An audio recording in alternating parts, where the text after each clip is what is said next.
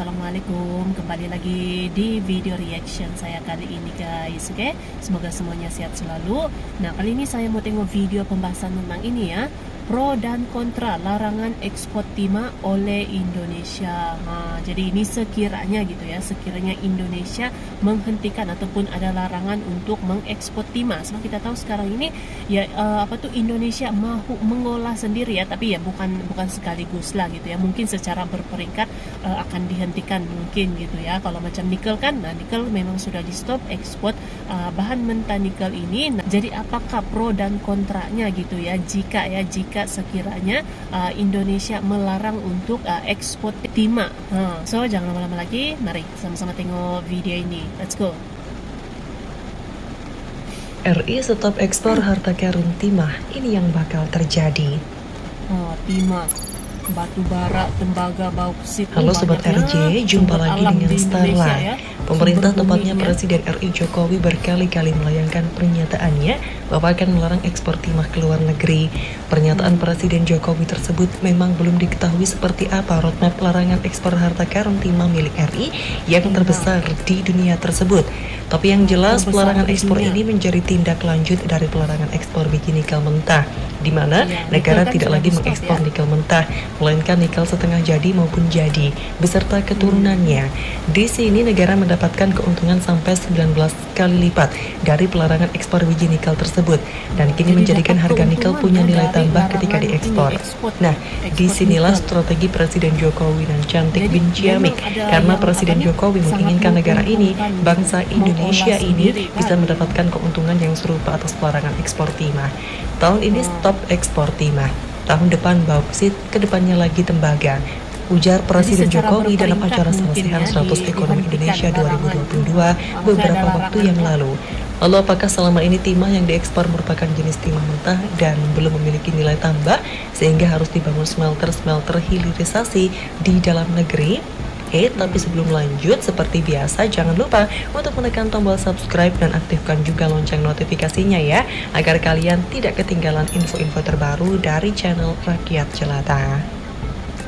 Sekjen Asosiasi Eksportir Timah Indonesia atau AETI, sekaligus anggota Kamar Dagang dan Industri atau Kadin Indonesia, Jabin Sufianto menjelaskan bahwa selama beberapa tahun belakangan, Indonesia sudah melakukan ekspor timah dalam bentuk timah murni dengan kandungan SN sampai 99,99. Timah yang diekspor sekarang sudah merupakan bentuk timah murni, ungkap Jabin dikutip Jumat 23 September 2022. Yang terpenting saat ini adalah bagaimana menyamakan persepsi kepada pemerintah bahwa ekspor timah yang dilakukan sudah bukan produk mentah, melainkan timah murni dengan kandungan yang besar. Kalau nilai tambah sudah 99,99, apakah worth it untuk mengejar yang 0,01? Jelas dia. Sejatinya AETI dan Kadin sepakat mendukung rencana pemerintah mengembangkan hilirisasi dalam negeri. Namun hilirisasi tidak bisa dilakukan secara mendadak, apalagi jika bisa selesai pada tahun ini. Sejauh ini dari catatan Jabin, hilirisasi timah yang ada di Indonesia baru mencapai 5% secara keseluruhan. Itu artinya jika ingin mengejar hilirisasi mencapai 100%, dibutuhkan waktu yang tidak sebentar. Investasi butuh waktu dan tidak bisa dalam 3 bulan jadi pabrik hilirisasi, ungkap Jabin.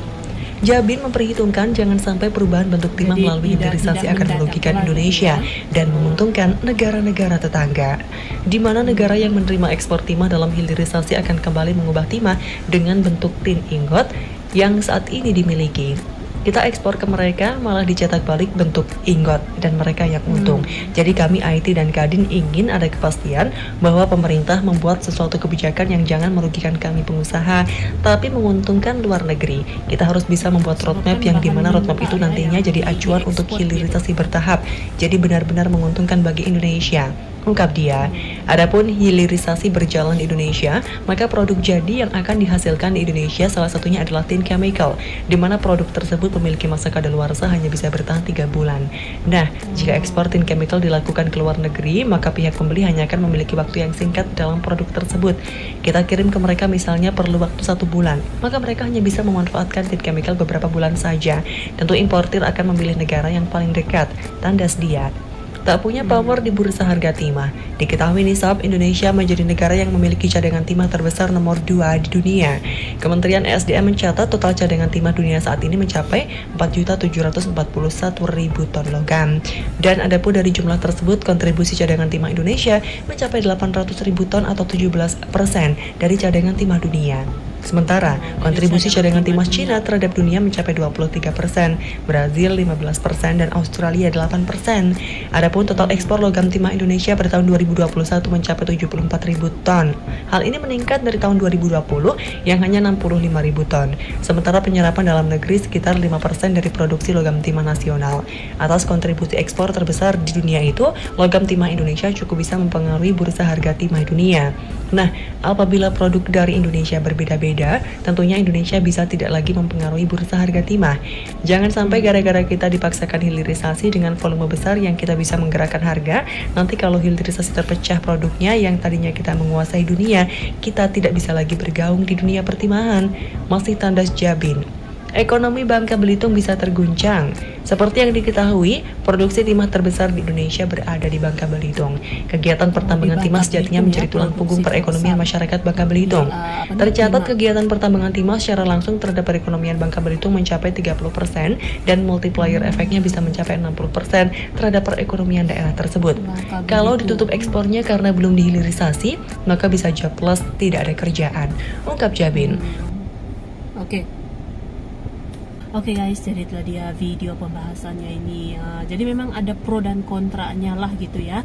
Jika sekiranya Indonesia melarang untuk ekspor timah, dan pastinya memang ada keuntungan besar gitu ya untuk Indonesia mengolah sendiri sumber bahan mentahnya ini. Kalau kita tengok nikel pun tadi tuh sudah dibahas, memang mendapatkan keuntungan gitu ya dari sumber bahan mentah nikel ini setelah di stop gitu. Jadi memang dia ada keuntungan besar juga gitu. Nah, jadi ini sekiranya Indonesia melarang ekspor timah ini dan mengolah sendiri gitu ya di dalam negeri, ya pastinya gitu ya akan semakin pesat gitu pembangunan dan kemajuan di Indonesia gitu. Oke? So, terima kasih banyak sebab kamu sudah menonton video ini. Jangan lupa macam biasa untuk support channel saya dengan subscribe, like video ini, dan jangan lupa untuk komen juga. Oke?